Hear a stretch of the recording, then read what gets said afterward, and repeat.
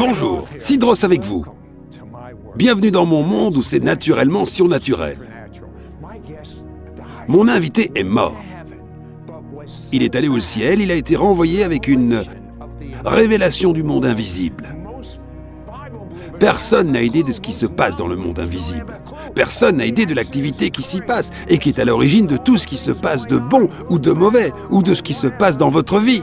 Ceux qui croient dans la Bible n'en ont aucune idée pour la plupart. Et ceux qui ne croient pas n'en ont aucune idée non plus. Il a même téléchargé comment obtenir une réponse à chacune de vos prières. Quelqu'un veut-il savoir comment? Existe-t-il une dimension surnaturelle? Un monde au-delà de celui que nous connaissons? Y a-t-il une vie après la mort? Les anges existent-ils? Nos rêves peuvent-ils contenir des messages du ciel? Pouvons-nous puiser dans d'anciens secrets du surnaturel? Les miracles de guérison sont-ils réels?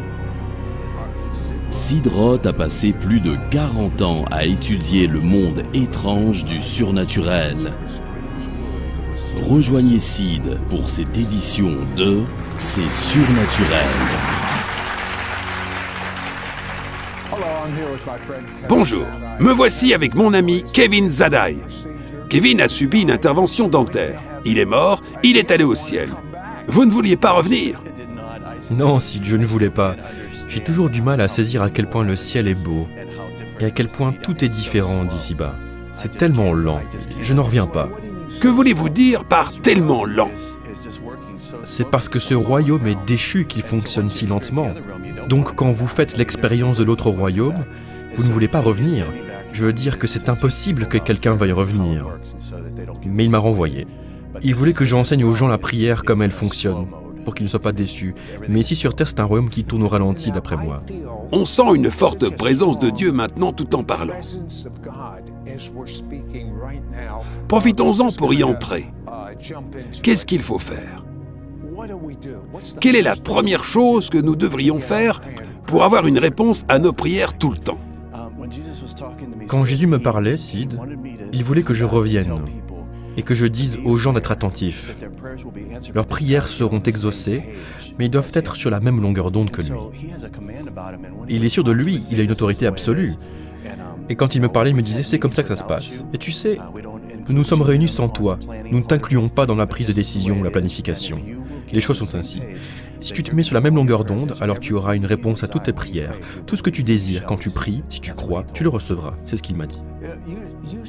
Vous avez dit que nous devions prier en nous voyant dans la réponse. Qu'est-ce que cela signifie? Eh bien, j'ai vu, Sid, que l'Esprit de Dieu se tenait à côté de nous pour nous guider. Et donc, il était là pour nous dire exactement ce qu'il fallait dire, ce pourquoi il fallait prier, et pour nous donner à l'avance des aperçus de l'avenir. Donc il était là pour nous aider à prier et pour nous faire entrer dans notre futur. Et vous savez, Jésus m'a dit, de là où je suis assis maintenant, je suis en train de regarder ton futur parce que pour moi, c'est mon maintenant. Mais pour toi, c'est ton futur. Mais tu peux le voir maintenant si tu restes avec moi dans le lieu secret. Et c'est quelque chose que nous avons entendu, le lieu secret. Mais qu'est-ce que c'est exactement? Comment pouvons-nous y aller? Et comment pouvons-nous y rester? J'ai l'impression que votre regard indique que vous y demeurez. Eh bien, c'est le lieu sûr. Croyez-moi, si vous deviez revenir dans un lieu qui n'est pas comme le ciel, vous trouveriez le lieu le plus proche et le plus près de Dieu, et c'est exactement dans ce lieu secret. Il m'a montré où c'était, et j'étais émerveillé de voir comment les chérubins se trouvent de chaque côté de Dieu.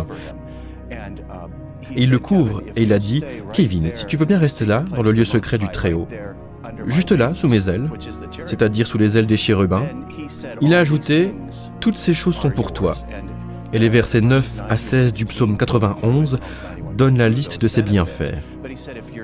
Mais il a dit, si tu n'es pas en train de faire du Très-Haut ta demeure, si tu n'es pas dans l'ombre du Très-Haut, alors ces choses-là, ces friandises, a-t-il dit, eh bien, ne sont pas pour toi, parce que tu n'es pas suffisamment proche de moi. Vous me parliez de ce que vous avez vu, depuis que vous êtes revenu sur Terre. C'est comme si parfois vous pouviez voir ce qui se passe dans le royaume invisible. Vous avez vu quelque chose dans la ville de la Nouvelle-Orléans. Parlez-moi de cela.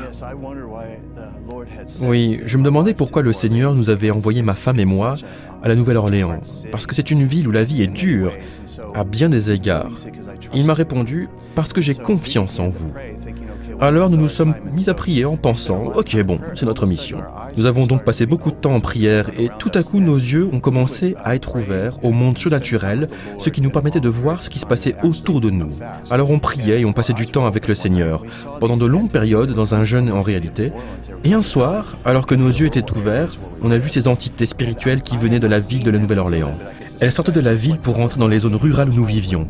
Je ne les avais pas vues jusque-là, mais je suspectais leur présence, tout comme d'autres personnes à la maison qui pouvaient ressentir que quelque chose les dérangeait.